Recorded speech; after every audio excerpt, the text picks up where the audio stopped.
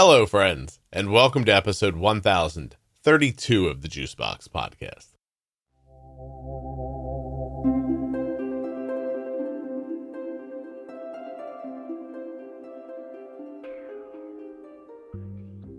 On this episode, I'll be speaking with Liberty. She has type 1 diabetes. She also has an interesting story about her husband, who passed away just prior to us recording this episode.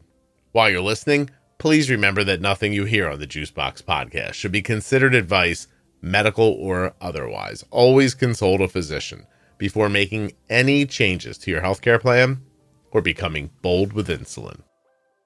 If you're looking for Dexcom, you're looking for dexcom.com/juicebox. If you'd like to get yourself an Omnipod, omnipod.com/juicebox. To save 40% off your entire order at CozyEarth.com. Just use the offer code JUICEBOX at checkout. And of course, 5 free travel packs and a year's supply of vitamin D is what you get with your first order at drinkag1.com/juicebox. If you're looking for community around diabetes, I hope you check out Juicebox Podcast Type 1 Diabetes on Facebook. It is a completely free but private group that has over 42,000 members.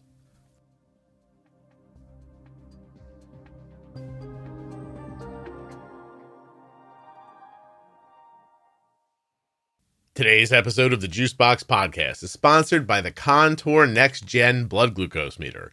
ContourNext.com/juicebox. Get the same terrific meter that my daughter uses. It's accurate and lovely, and after you see it, you're going to ask yourself, why did I wait so long? ContourNext.com/juicebox. The podcast is also sponsored today by BetterHelp.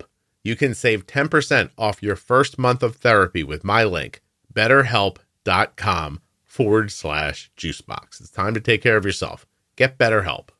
My name is Liberty. I've been type 1 diabetic since I was 14 years old back in 1989. So that was 33 years ago. I don't want to have to make you do math, Scott. I know how bad you are at it. That's unfair. Are you 45? It's okay. No, I wish. Oh, wait. You're a couple years off, but I'm not going to tell you which way. All right, that's fine. I think you're older. I was trying to do the math because I knew when I graduated. So anyway, it's not the point. You had diabetes? No, I'm 47, but there's the answer. But anyway, so I've had diabetes for 33 years. I actually grew up with it in my house because my mom was diagnosed with it when she was pregnant with me.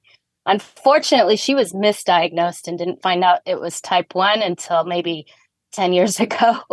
But she took care of it like it was type 1. So I've been around the needles and the insulin my whole life. Did they tell your mom originally she was gestational? Yes, they did. And then she went into a coma 6 months later, passed out for 3 days. She was in the hospital in a coma for 3 days. And after that, they told her she was type 2. Oh. She was only 30 years old at the time.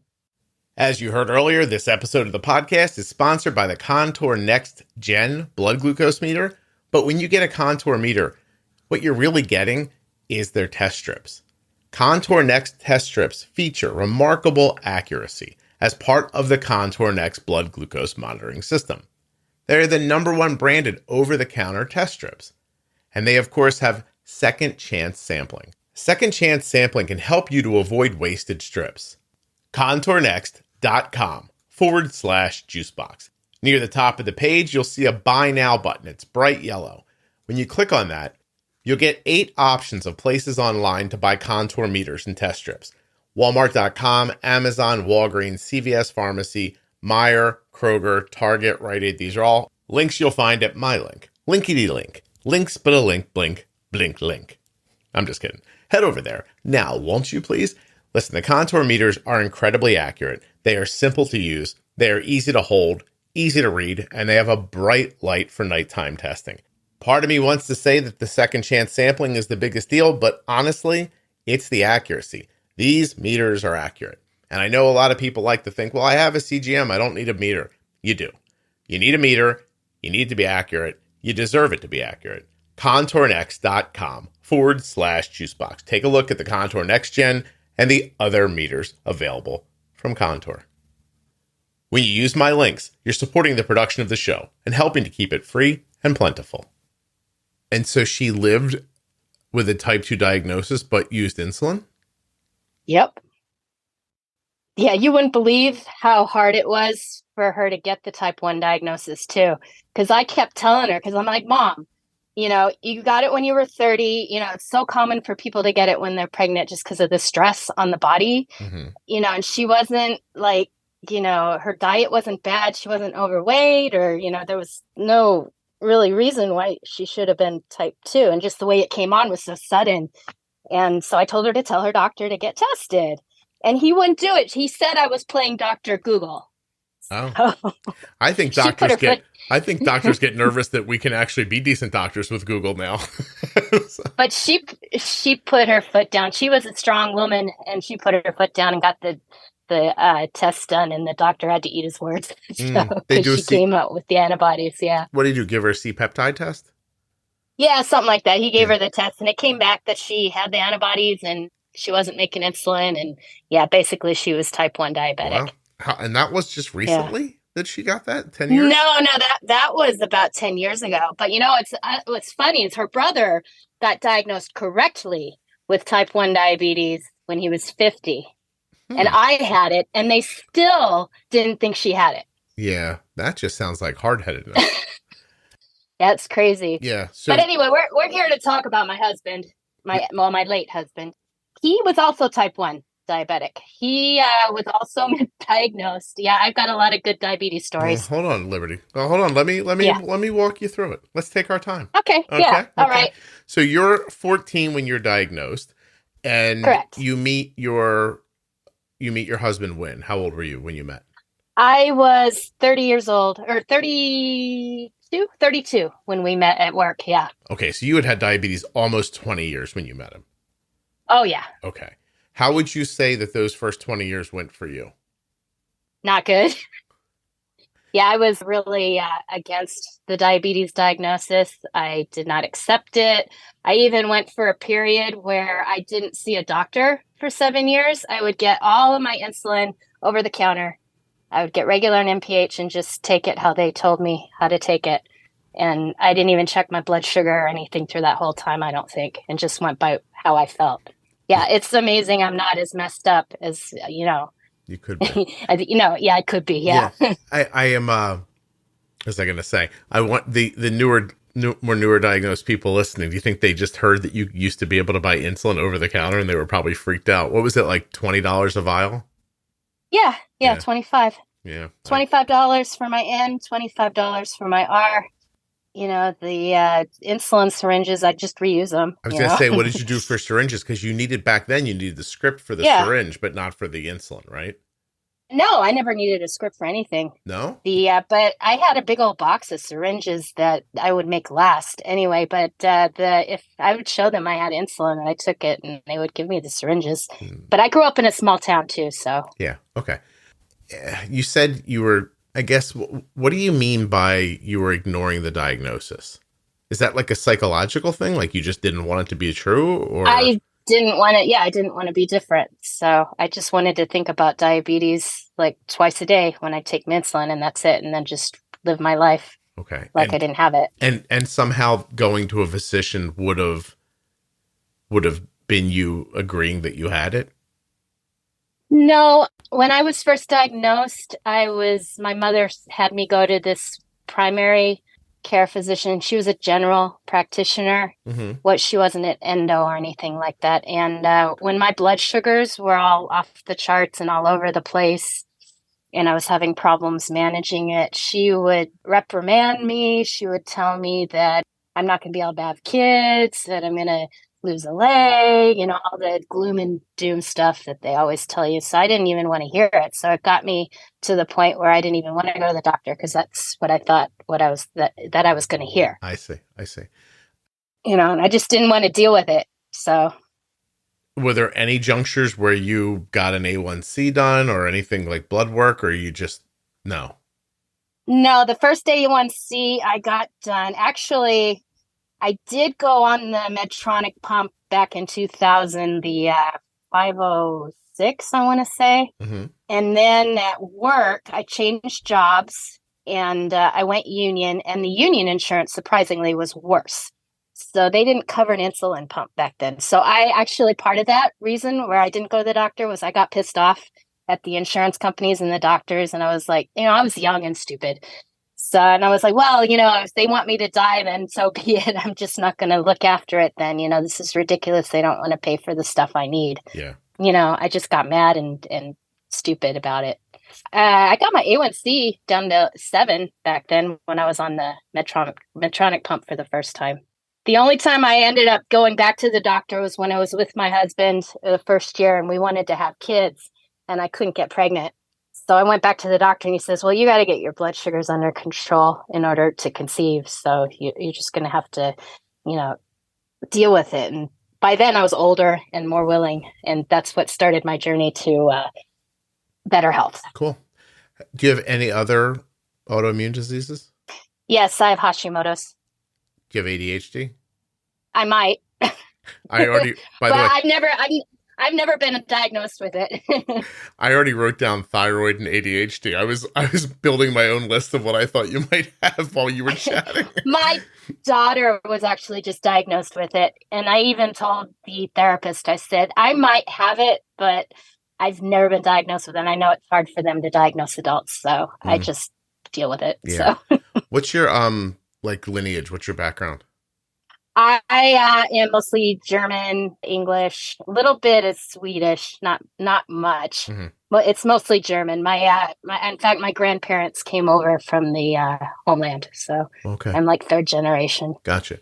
And so obviously you were able to get things together. You just said you have a daughter. How many kids do you have? Just the one. One. How old is she? Yep. She's going to be 13 in May. Oh, that's a great age. Okay. So I guess now that I feel like I understand your background a little bit, we'll move on to why you wanted to come on the podcast. Okay. So I'm so sorry. Like already I feel badly, but you reached out to me. Let everyone remember that while they're listening, that while Liberty's talking, she asked to be on the podcast, right, Liberty?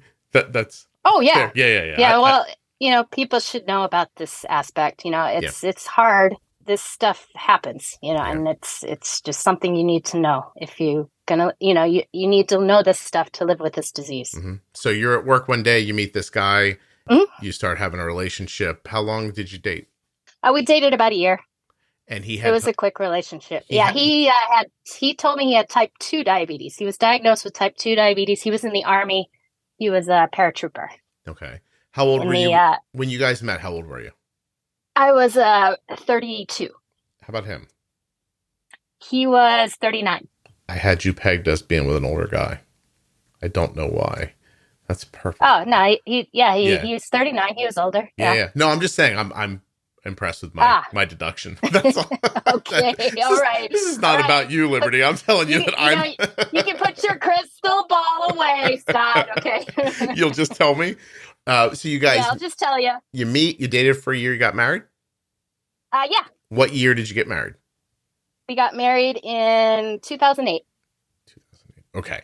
So at the moment you meet him, he says he has type 2 diabetes. Did he figure out he didn't have type 2, or did you figure it out? No, that was me. See, he was on metformin. He wasn't even on insulin when I met him. And the doctors were putting him on all these different drugs. I had no clue that he had type 1 at first, just because the meds seemed to be kind of working for him. He was they put him on glipizide. They put him on all these different drugs to try to, and then most of the doctors thought he was non-compliant, which I could see why, because he was kind of pig-headed and he was non-compliant for the most part. But there was one time where he was really wanting to get his stuff under control. So we went on the keto diet. I even went on it with him. We went on the keto diet because I'd read it was really good for type 2s. We were on that diet for 2 years, and he actually got his blood sugar to kind of normal levels. And so we thought it was working. And then all of a sudden it just stopped working. We switched endos because then I started getting suspicious. I'm like, maybe they should check you for type 1. Yeah. And all this time they would suggest that he go on insulin to help bring the sugars down, but he would refuse. So he was going all this time. I think we were about 7 or 8 years into our marriage when he finally got the correct diagnostics and got put on insulin. But by then it was kind of late. He already had started having issues with neuropathy and his feet and, or neuropathy, and he got retinopathy in his eyes as well. How long before you met him did he think he was type 2? Do you know?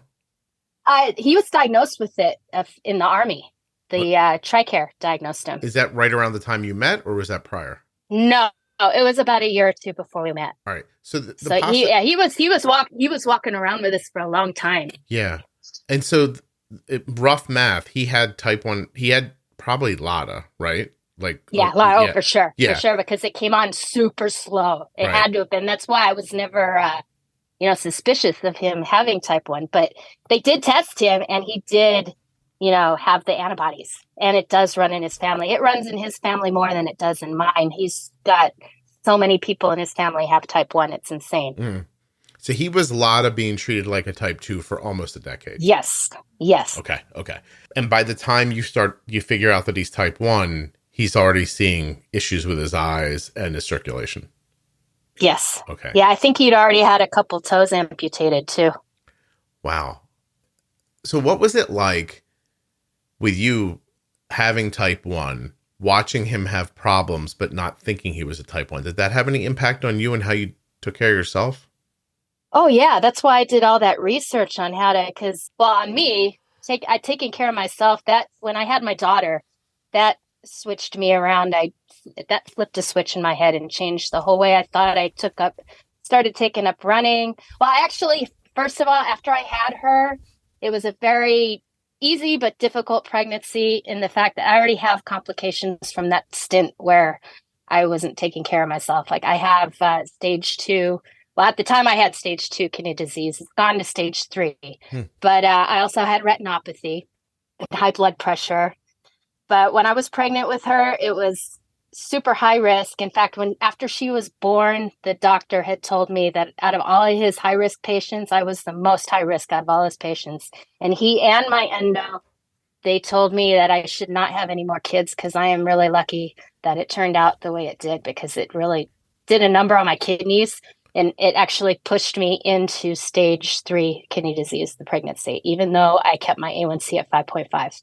And also, it caused my retinopathy to go from mild to moderately severe towards the end of the pregnancy, to the point where I started to go blind. Oh, my God. I was blind. Yeah, I was blind for 3 months. I had to get a vitrectomy in one eye.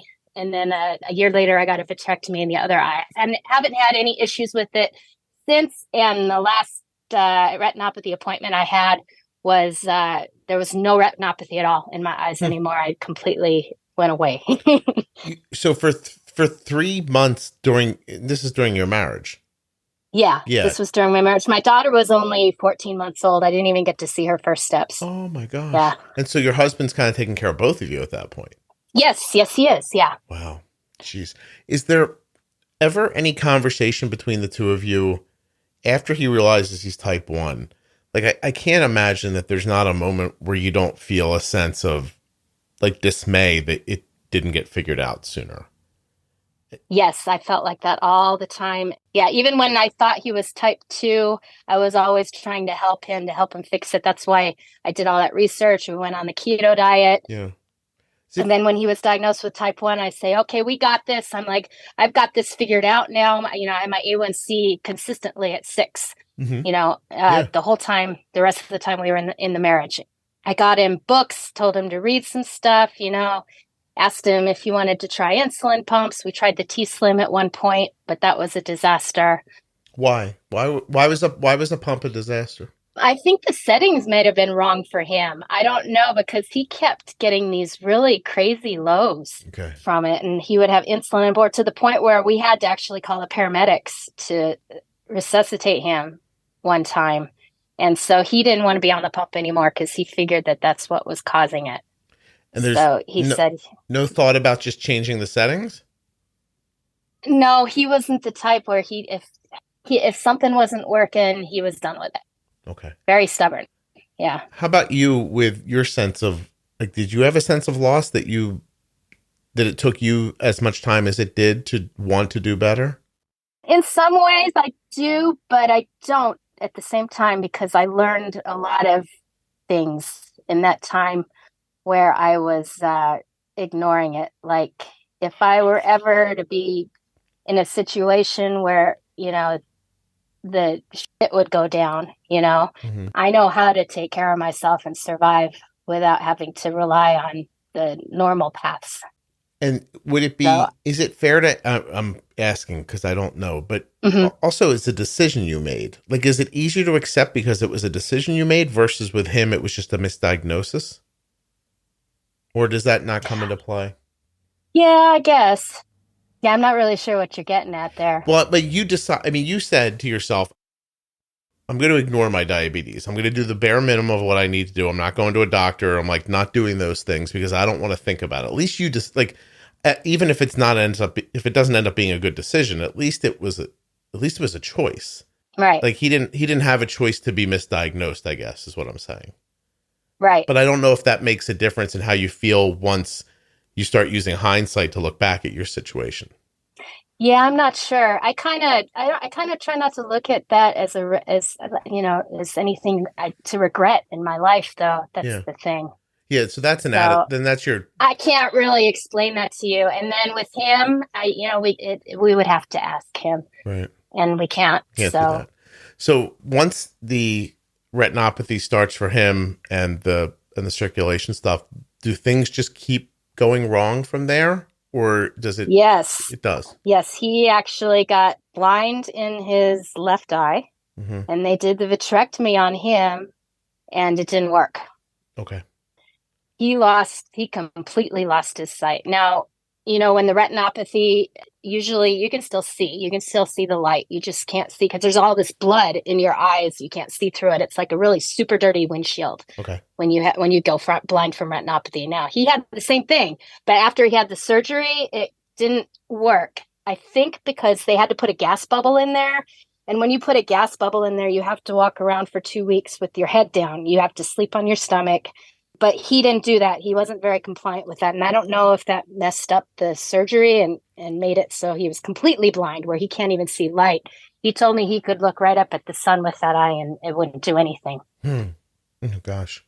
I get not wanting to look down for 2 weeks, but what do you think about him kept him from being able to say, all right, well, I'm just going to do this if it's going to help? The stubbornness. I mean, I don't know. I wish I knew the answer to that because then it might have been easier for me to fix the problem with him because I would just try everything to get him to be more compliant. It just it seemed like he'd just kind of given up, like he didn't believe that he could get better. Like maybe he was too far gone. I see. But do you feel responsible for him? Like you needed to figure it out? No, I just try to help him. And, there's only so much you can do. You can't control the people. How does the medical situation and his lack of desire to help himself, like, how does that impact your personal relationship? It actually did make it worse. Yeah. We had a better relationship at the beginning. And the last 2 years before he passed away were really, really hard because it just was a downward spiral. His personality was all messed up because his blood sugar was always high. Mm-hmm. God, Scott, the last A1C that he took when he was going to the doctors like every week, he really gave up then. He had his A1C was like 15. Jeez. So he's not taking insulin, or was he just doing basal insulin?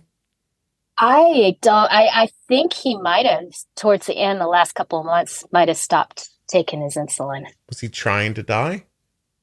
I think so, because he would talk about it. He was in so much pain because he had the neuropathy, right? Yeah. And then he started getting these ulcers in his feet that wouldn't heal. Mm-hmm. And the doctors kept telling him, and I kept telling him that the reason they're not healing is because his blood sugar is so high and the blood just can't flow. It's like syrup. Sure. So the infection just sits there. He would just get in more and more pain. And then it came out the last year, it was harder for him to get pain meds. we started using marijuana to help him with the pain, because it's legal. I live in Nevada, so Mm-hmm. it's legal here. And that helped for a little while, but he didn't like how it made him feel. So he would just sit there and deal with the pain, and he would literally sit in the bedroom and just scream. The pain was so bad. And at first I would try to do stuff to help comfort him, but nothing would help. And all I could do was just sit there and listen to it. Yeah. And it got to the point where it was so bad for him, he would start talking about suicide. Mm. Did he describe the pain in his feet? Is it burning? Like how did he put words to it? He drew a picture of it once. We used to paint my Omnipods. I used to paint the Omnipods, and he was kind of an artist. So he would paint them with me. And he did one where it was kind of fiery and orange and black. He called it my pain. He's like, this is what it feels like, my pain. Here, the way he would draw it out. And it was kind of a dark painting that he drew. Consistent throughout the day, or did it come and go? What's that? Was the pain consistent, or did it come and go? It came and go. It came and went. Mm-hmm. It would come and go faster together towards the end. And he was more in pain than he was not towards the end. Blind as well at that point. Yeah, just the one eye. Yeah, he could see through his right eye. Could he walk? Just barely. He would walk around. The doctors didn't want him to walk around. I would usually put him in the wheelchair. Mm-hmm. He would insist on walking around because I think it made him feel like less of a man to be helpless like that. I see. Because, he wasn't able to work. He lost his job, and then he tried to get other jobs. And, he just couldn't find work because he was basically disabled. And we had just started the process to get him put on disability about a year before he passed. The same impacts that are affecting his feet, did they affect anything else? I'm thinking specifically like sexual function, like... Yes, he had ED. Yeah, he had ED. That was like the first thing that showed up, actually. Really? Was the ED. Before the other stuff? Before the other stuff, yeah. Okay. Yeah, and he wasn't comfortable going to the doctor about that, so we had that discussion, yeah. Yeah. What's it like to know what's best for a person and have them not respond to that? Oh, Scott, it's so frustrating. Yeah. It's so frustrating. I mean, does it feel like you're, I don't know, like what did it make you feel like you were failing him, or did it make it feel like he was hurting himself on purpose, or do you know what I mean? Both. Yeah. Give me a sense of time. You meet at your job and get married a year later, and then the erectile dysfunction happens. What's the span of time between getting married and the dysfunction? The dysfunction happened about the time that, it started happening around the time we were trying to have the baby, our daughter. And after she was born, I wasn't really interested in sex anyway. And then right about the time we started trying to get physically active again, it became like impossible. There was nothing that we could do to, make it feasible to have actual sex. That was about when she was around 1 or 2, I think, after I'd gotten healed up from the eye thing. So how long is that since you met him? About 4 years. 4 years. Okay. That's what I was. Mm-hmm. Okay.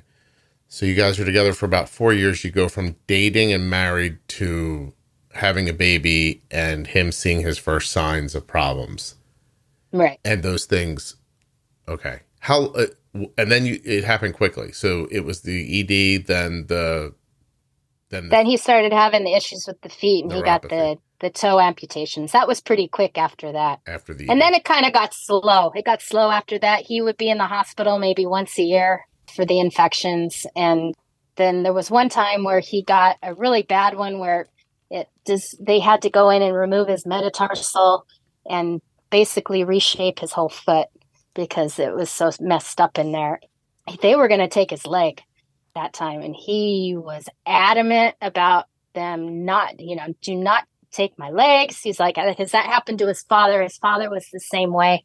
He had type 2 diabetes, though, and he lost his legs because he wouldn't take care of himself. So I think a lot of it comes from him being a lot like his dad.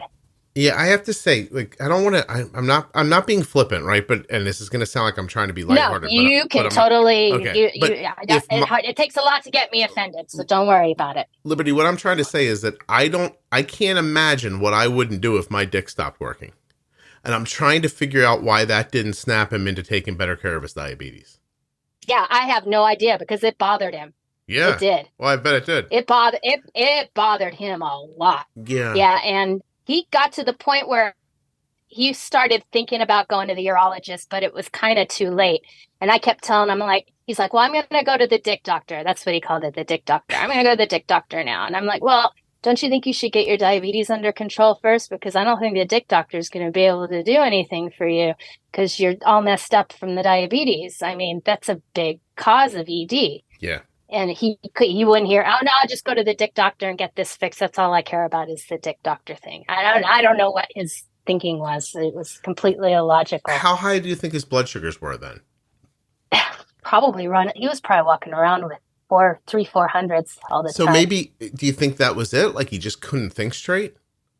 Yes, because, his personality changed. He was very negative. He started to become very negative, very grumpy.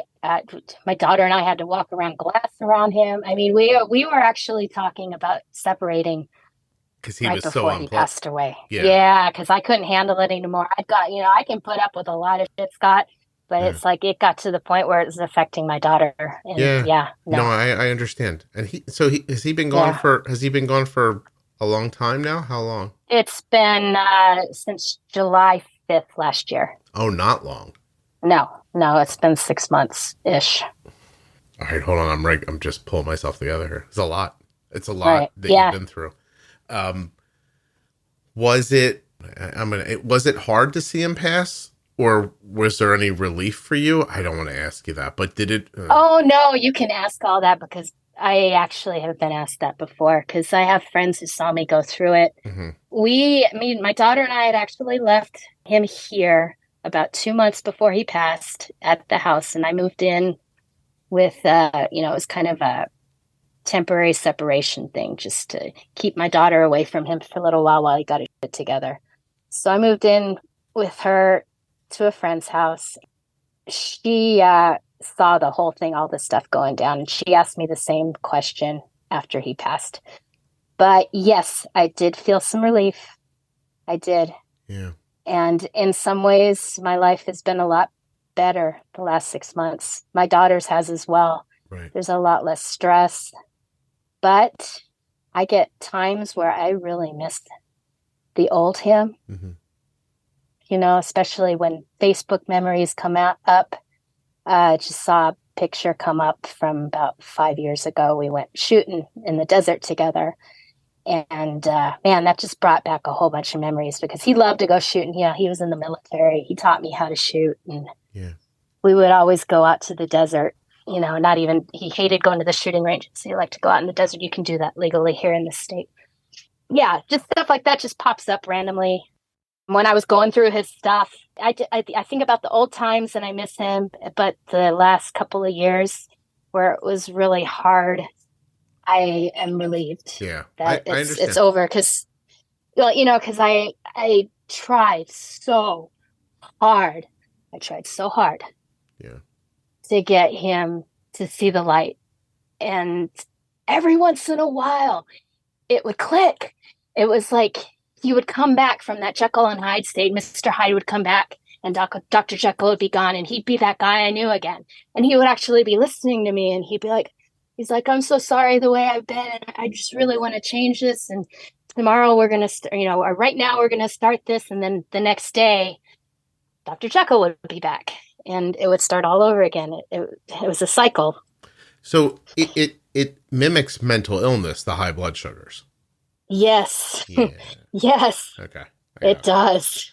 I got it. It's a shame. It does. I'm so just disappointed that this isn't a lighthearted story so I could make the title Dick Doctor, but that's never going to work.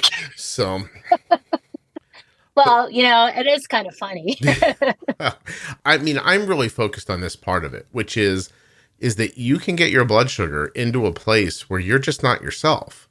And, Yep. and most people who are already managing type 1 and are around somebody else, you think about your kid like has type 1 and they get, their mood changes with the high blood sugar. But you're there with them to be like, all right, we're going to get your blood sugar back down, blah, blah. Then they turn back into themselves again. But when you're an adult and that happens and you don't have any agency over him, you can't force him to take insulin. Like, right, you can't do those things. But it's interesting, isn't it? Because if he was mentally unstable, like if you could have a doctor say that he can't make his own decisions, then you could help him. But no one would do that around a blood sugar. But look at the same exact things happening. Like Right. you couldn't get a judge. You know what I mean? There's no way I could get anyone to sign off on that because he would be normal to other people for the most part. Yeah. I was really the only one who saw it. Even when I was talking to his sister after he passed, she's like, because she knew that we were going through, he was being kind of abusive to us. And she asked me if I missed him. I'm like, no, I don't. I couldn't lie to her. And she kind of looked like she got offended by that. And I'm like, well, you don't need to get offended by that because I do miss him the way he was. But the last 2 years, it wasn't him. I'd lost him a couple of years ago. I mean, I already mourned that loss, I think. Right. Yeah. No, it all makes sense. I appreciate you. I really appreciate you sharing this. Also, I mean, it's difficult because was this your first marriage? Yes. Yeah. So you waited a while to meet a person. And then for this to be how it unfolds is got to be heartbreaking in itself. I would imagine if you didn't have your daughter, it would feel almost like a waste of time, but I'm assuming it doesn't because of her. How hard was it? Well, you don't have anything to hold it up against because you have a one child, but I was going to ask, like, what's it like growing up with a parent in a medical situation like that so consistently? Like, it has to have clouded who she is too, I would imagine. She's been in therapy for the past since he started going. His personality changed. Mm-hmm. I started putting her in therapy. And that's another reason why we had separated ourselves from the house, because the therapist had recommended it, because she didn't think it was a healthy situation for her to be in. Because at that time, he had been getting kind of verbally abusive. Nothing physical or anything, but some of the stuff he would tell her that he wanted to kill himself in front of her. He would say horrible things about her dog, and it was getting so bad. So the therapist was like, this is a toxic situation for her. You need to get her out of there. Just lashing out at this point at anything. Yeah. He was lashing out at every little thing. I mean, she wouldn't even be doing anything, and it would piss him off. So. Wow. Nobody in his extended family tried to help? Did he have brothers, sisters, or parents? His family lives, we're over on the West Coast. His family lives in the Midwest. Okay. So they weren't around. So they didn't. The only time they got a taste of him like this was he had went over to visit for a couple of weeks, and they had mentioned to me about how he had changed a little bit and how they noticed that he was a lot more angrier, less willing to, get along with people while he was up there. In fact, I think they might have been a little glad that he left in a way. I don't know. I'm not for sure. Nobody told me that, but I just kind of got a feeling. Was he active duty military? Like, did he see war? Yes, he was in South America fighting the drug lords. Any of that? Any of that impact? I mean, not that it couldn't, but did you? It did. Yeah, he was telling me a couple of stories. They were getting ready to defend a place, or I'm not sure exactly what, but he laid down to get ready to, put his gun and hide behind whatever they do in the military. I don't know. And one of his supervisors said, "Hey, man, I wouldn't lay there if I were you. I'd pick a different spot." So he picked a different spot, and when the shooting started, it went right to that spot that he was in. The guy saved his life. He said that really touched him. And he was also in security in the casinos down here. Okay. And he was first on the scene there was a a little bombing they had at one of the casinos he was at, where there was a love triangle. A guy had made a little bomb with nuts and bolts and screws in it in a cup and put it on a car, and it blew up when the guy, that he was detonated when the target grabbed the cup, and blew his hands off. And my husband was like one of the first on the scene for that. So he had to see shit like that all the time.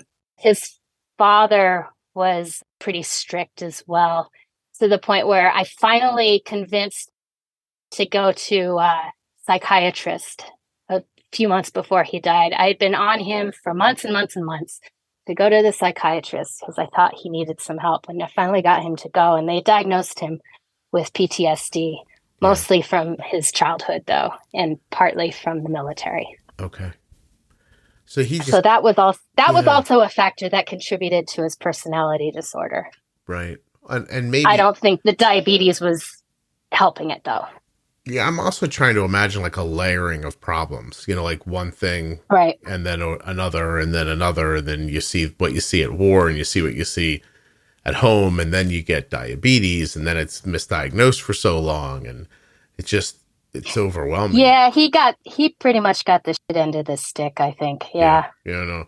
I mean, it's almost like if you put a weighted blanket on somebody, you could expect them to walk around with it. But when they have 10 on, you can see where they'd be like, look, my legs are tired. I can't hold this up anymore. And then if you can't figure out a way from underneath of it, I don't know how you stand back up again. Yeah. And he used to say that a lot too, because he did have a couple of strokes there towards the end as well. He lost the use of his left arm. I mean, it was a ton of things. And it was exactly like that. Blankets and blankets getting put on top of him, to the point where he'd look at me and he says, I don't know how much longer I can go on like this. Right. Just bad shit keeps happening to me and I don't know what to do anymore. Okay. What made you want to come tell this story? I don't know. I just want to talk about it. I think that's a good part of me healing. Yeah. I don't think there's a lot of people out there that are willing to talk about it like I am. Well, and it's something that, I don't know, I think it's just something that people need to hear.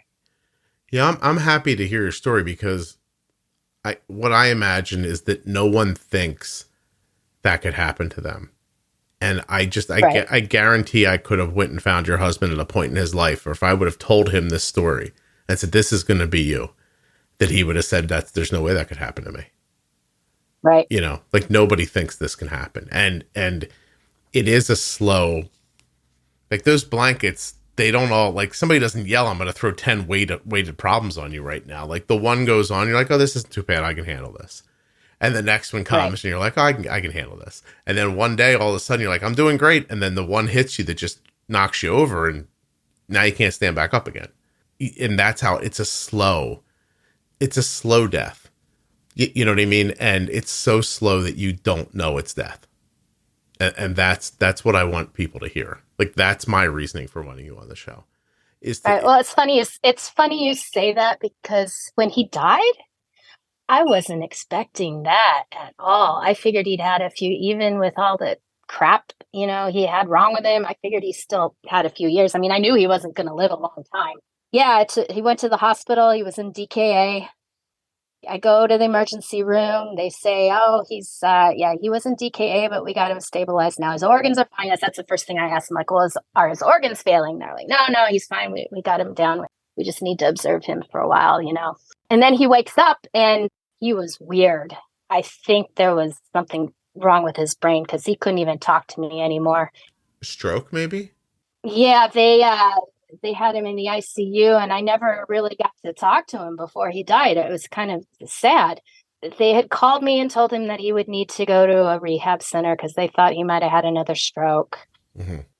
Then it was literally like an hour later, the doctor called and said that he had had a heart attack and they couldn't revive him. And when she said that, I couldn't believe it, because I'm like, oh, they just called me and said that we were going to put him in the rehab center and it was all fine, and what the hell?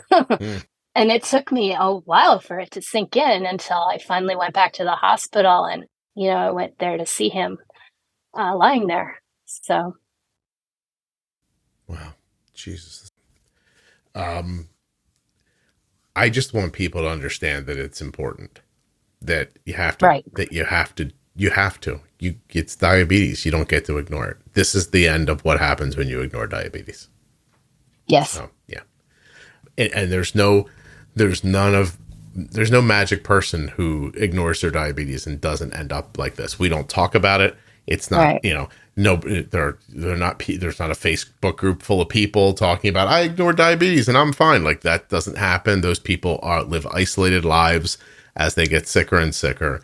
And it's just, there is even some of me that says that, like, I even understand that a podcast is, you have, I mean, I don't love the word, and but there's some privilege to just listening to a podcast, right? You own a phone, you have internet access, you have time to listen, you can pay for headphones. There are plenty of people who don't even have those things, and so sometimes the stories you hear are more framed from people who have this privilege already, right? So I can only have the people on who want to come on. Then we kind of lose this lost part of type 1 and type 2 diabetes, the people who don't have the right support and don't have the right knowledge, or get misdiagnosed, or have other issues going along with it, and they just get sucked down this drain of despair. And that happens to more people than you think. Yes. That's sort of that's what I take from being involved for this long and watching people for this long, that this stuff happens to, like, this is not an uncommon story you're telling. It's just uncommon for it to be told. Right. Does that make sense? Yeah, it does. Yeah. Well, you know what? If you're in that spot, you're ignoring your diabetes, and this, like, this story kind of wakes you up, it's not too late. I mean, I did the same thing. I ignored my diabetes for a long time, and now I turned it around, and yeah, I still got complications, but I have them under control and they're stable. Mm-hmm. I feel a lot better, and my life is a lot better. I'm not cloudy anymore, and it's better when you take control of your life. It's just better to just turn it around. Yeah. Well, and it's possible. It's never too late. It's as long as you're alive, it's never too late to change your body for the better. Right. It's never too late. No, and there have been people on who have had fairly significant complications and righted their blood sugars and seen some of those complications like stop or recede sometimes. And I'm not saying you can just I'm not saying you can let it go and then just bring it back again, because there are some things you're going to do damage to that it's done now. But people need to understand, like, what you're describing for yourself is years of, I mean, would you call it neglect? Oh yeah. Yeah. Right. Yeah. So, it was literally 7 years. I counted it out one time, because at the time I wasn't really ticking it off, but I look back and I remember when I stopped and when I started going to the doctor again, and it was about 7 years. So it's not lost on you then that if you didn't make a change, you'd be on the same path as your husband was. Oh yeah. I'd probably be dead right now. Yeah. Okay. All right. Well, this is upbeat, Liberty. Thank you. Oh, you're welcome. Bringing the that's me. Bringing the fun. Dark Princess. Jesus Christ. Well, I mean, I don't know. It's lovely for you to spend the time and to describe it, because again, I'm just going to reiterate, like, there's everyone listening, like, you make enough wrong decisions. This is how it goes. So, and I don't want people to run away like crazy, like now yell, I don't want you to hear this and be like flipping out tonight because your kid's blood sugar goes to 140 after dinner or something like that. Like that, these are not the same things. You were describing a significant, it takes a long time. Yeah. You're describing a significant, and you really just have to not care. You have to not care. Yeah, I mean, because he literally, when it got bad, he didn't care anymore. Right. It's almost like at this point you're trying to make a bad outcome come.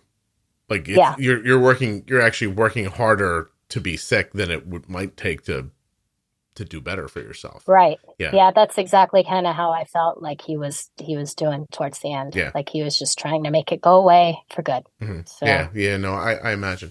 Well, Geez, this is going to be a shorter episode because there's nowhere for us to go from here. Like, we can't. It is really exciting that you got yourself together and you had all that success and you had a baby and she sounds like she's doing well, and that's all really exciting. So, do you worry about diabetes for her? Yes, I do. I actually have her, and I had her in TrialNet when they used to do it every year. She never got the antibodies triggered, but she does have Hashimoto's. Okay. She was diagnosed with that. So she has the autoimmunity thing going on. She has Hashimoto's, but she didn't have any indicators through TrialNet. They never saw. No, they never saw anything. No. Well, that's exciting. Yeah. Seriously. Yeah, hopefully. I mean, we've had the discussion. I told her that it's it runs rampant in our family, and not to be surprised that she's probably not going to get it. But don't be surprised if she does, and not to be scared of getting it, because, as an example, I'm an example to her, and I say I live with it just fine. I live a good life. I'm happy. Just it doesn't need don't to be be scared of getting it. Yeah. It doesn't need to be a death sentence, and lots of people live with it, and you don't need to feel different. Mm-hmm. And she seems cool with that. I don't think she'd be afraid of it, if she ever got diagnosed. So, and I'd like to applaud you for getting her into therapy too, because what you're describing, it just couldn't be easy to grow up with. That's all, and right. For you too, what do you do for yourself now? I'm not much of a therapy type of person. I do meditate. I do yoga. I run. Exercise is my therapy. So. Gotcha. You were saying earlier, I just want to make sure I understood, like, your husband was taking pain medication that didn't work eventually. He tried weed that worked for a while, but then stopped working. No, the pain medication worked. He wasn't able to get it anymore. Because the doctor couldn't prescribe him. He had to go see a pain medication doctor. Oh, and it was almost, because the laws changed. You remember the laws changed? Yeah. Oh, so this is this is what happens when the laws change about the pain meds. Okay, so they're keeping the people off of it that have problems with it, but the people that actually need it, they got to jump through hoops. Okay, so this is around the opioid. Yeah. Yes. And so your husband was a person who really desperately needed it, and he couldn't needed get it. Yeah, and he couldn't get it, so he was like, "Screw it! I'm not gonna. I'm already seeing enough doctors." He says, and it takes me 3 months to get an appointment with this pain doctor, and it's like I got to sit here 3 months with pain. I might as well just sit here with pain. Yeah. He would say stuff like that. Yeah. And the weed cut it down, but not for long, and he didn't like being high. Yeah, well, he said the weed cut it down, but he didn't like being high. Yeah, he didn't like the feeling it gave him to be high. Gotcha. But it did cut his pain a lot. That's terrible. All right. I have to tell you, I have to record again in a little bit, and so I'm going to use that as an excuse to say goodbye to you. But in totality, I just don't know how to swing this around and take it in a different direction. I'm at the end of my skills right now, but I do really appreciate that you took the time to talk about it. I'm gonna make this an After Dark episode. But there's part of me that doesn't want to. But there's part of me that I don't like that some of them are After Dark episodes. I think they're just people's lives, and I don't think they should be distinguished as like that. But I need to put them somewhere where people who are listening know that we're going to be talking about some really heady stuff. So, of course. Well, I assume that your After Dark episodes mean that pretty much adults only. And if an adult wants to share it with their kids, it's always the adult's choice. Yeah. To sit there, listen with their kids, and to discuss, any questions that come up. That's the best way to bring this up to your kids. Is just to be there with them and let them know that there's a dark side to this, but not to be scared, because I'm here with you to answer any questions, how we can prevent this, such and such. I also think there's a component. I was talking about this in a recent episode with Erica in a mental health episode, but there's a component of who you are. Like, there are some people who you could go to and say, listen to this lady's story about her husband. And they'll be like, whoa, I'm going to take care of myself. And there are plenty of people who would hear it and go, oh, I guess then there's no reason to take care of myself, because this is just, like, you know what I mean? Like, people's minds jump into certain directions. Like, everybody's so black and white all the time. Like, I don't know why sometimes we can't hold to two thoughts in our head at the same time that compete with each other, but realize they're both to be given consideration. You know what I mean? Yeah, it takes a rare person to be able to do that. Yeah. I don't know why that is. Okay, Liberty, thank you. I really appreciate this. I appreciate you sitting in the closet, and so it'll stay quiet and the whole thing. And I have to admit, hey, maybe that's what you can call the episode. I don't know. Something to do with the closet. I don't know. I'm really looking forward to hearing what you figured out, though. A title? Well, I mean, yeah, I mean, the title. That's like the most exciting part of your episodes is finding out what the title's going to be. Yeah, you know? I don't know. Like, there's something around give me liberty or give me death, but it all just is so morose. I don't know what to do. So, I think it's just an explanation of complications. Yeah, you know, and there's no joking to be made around this. Not that I think of the title. I don't want it to even look like I'm joking. Like, you know what I mean? Because it's such a serious thing. And I mean, this poor man's life was. How old was he when he passed? He was 54. Yeah, he had just turned 54. But you know what? He would have appreciated a dark, humorous title if you want to know the truth. Oh, really? He had a dark humor. Okay. Oh, yeah. Yeah, we would be listening to you in the car. He would listen to you in the car, and he'd be, I like this guy. He's got a dark humor. I like him. He's he doesn't care. Well, then, out of he used to love listening to you. So, right. Well, maybe out of respect to him, we'll call it shooting cactus. How's that? Isn't that what you're shooting at when you're out in the desert? No? We shoot at targets. Because there's no cactuses here. You're thinking of Arizona. They don't give you a cactus in Nevada? No, there's no cactus, and it's Nevada. There's no cactus. Nevada? Wait, is it Nevada? It's Nevada. It's not Nevada? It's Nevada. All right. No, it's not Nevada. It's only Nevada if you're from back east. Well, that's where I'm from. But if if you come out here, you got to say it Nevada. I got to say Nevada. I'm just letting you know. That's people are going to know where you're from. Yeah, they're going to know you're a tourist. Don't worry. I think most places hear my voice and think that guy's not from around here. But okay. Well, at least you throw them off a little bit. Well, I'm going to give it some thought. We're going to find something that is appropriately dark and amusing for your husband who's passed, and give him a little something. You said his name once in here, but did you want for me to bleep it out, or is that okay? Yeah, go ahead and bleep it out. He was kind of a private person, so. Okay. All right. Well, I certainly will. All right. Yeah. Oh, you know what? If you want to use a plant, the state flower is the sagebrush. You don't shoot at sagebrush, do you? Probably do, because it's everywhere. It's everywhere. Doesn't matter what you're shooting at. I'm shooting at the target. I'm still shooting at sagebrush because it's everywhere. Gotcha. Well, maybe that'll be it then. All right. Well, thank you. Hold on one second for me. All right.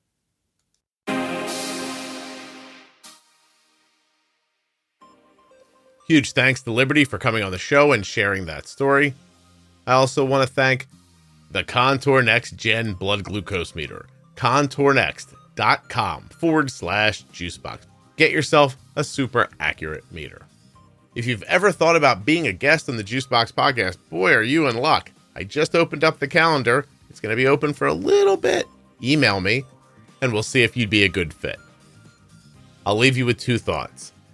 If you've never tried the Diabetes Pro Tip series, it's been remastered, and the audio is amazing. DiabetesProTip.com, JuiceboxPodcast.com, or go back in your audio app to episode 1000, where it all begins. Thank you so much for listening. I'll be back soon with another episode of the Juicebox Podcast.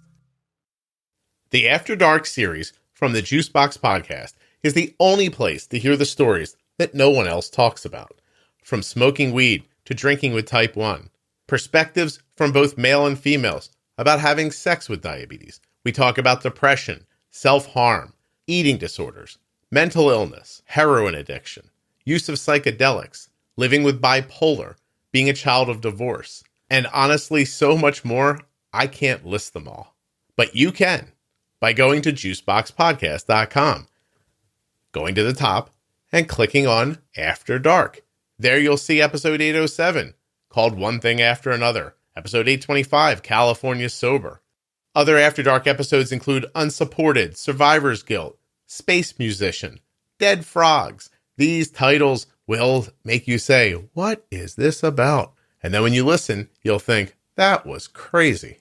JuiceboxPodcast.com. Find, the After Dark series. It's fantastic.